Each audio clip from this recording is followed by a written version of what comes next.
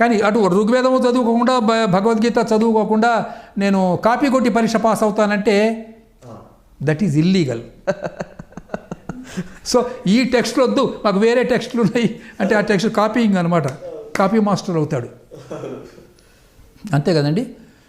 నన్ను ఒకడు క్వశ్చన్ వేశాడు ఒకడు, మీరు అన్ని హిందూయిజంలో వచ్చే పుట్టినాయని అంటున్నారు కదా, ఈ ప్రశ్న మీరు జాగ్రత్తగా వినాలండి, ప్రేక్షకులు కూడా జాగ్రత్తగా వినాలి ఈ ప్రశ్న. ఇది మౌలికమైన ప్రశ్న వేస్తున్నాను.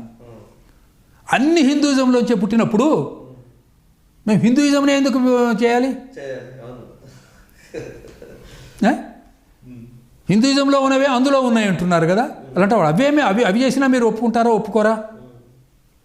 ఒప్పుకోవాలి కదా. మరి దీనికి ఒక ఉదాహరణ చెప్తాను. ఇప్పుడు హైందవ క్రైస్తవం అని ఒక పుస్తకం అద్దంకి రంజిత్ ఓఫిర్ అని ఒక క్రిస్టియన్ మత ప్రచారకుడే తను చేశాడు. అద్దంకి రంజిత్ ఓఫిర్ అని